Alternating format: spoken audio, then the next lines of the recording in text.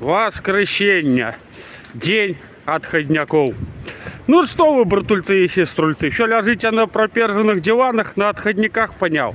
А я двигаюсь по делам, потому что движение это жизнь. Нехуй лежать на проперженном диване, братулец, двигайся под копейку. Там свойские братульцы тебя всегда выручат и поддержат.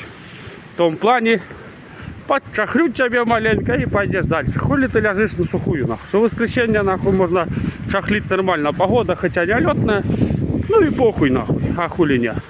Зачахливый-то кишки прогрел, тепленько, хорошо становится. Заебись, лакшери жизни.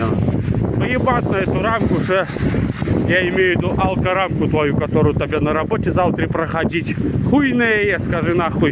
Имею право, у меня выходные, нахуй. Законные выходные, имею право чахлить. Все, вот тебе отговорка. Понятно? Будешь отлежать, тухлеть, выходные же отгорел. От Голливуде погода была нихуевая, на наши шашлыки ел нахуй. Лейку заливал, а тут уже пиздец. Снега по колено нахуй, ну и хуй на их. А я двигаюсь на своих двоих, уже жилой патрона не выгонишь нихуя. Приходится пешо, блядь, километраж такие наебывают по городу. Я хуею, блядь. Ну ладно, что делать?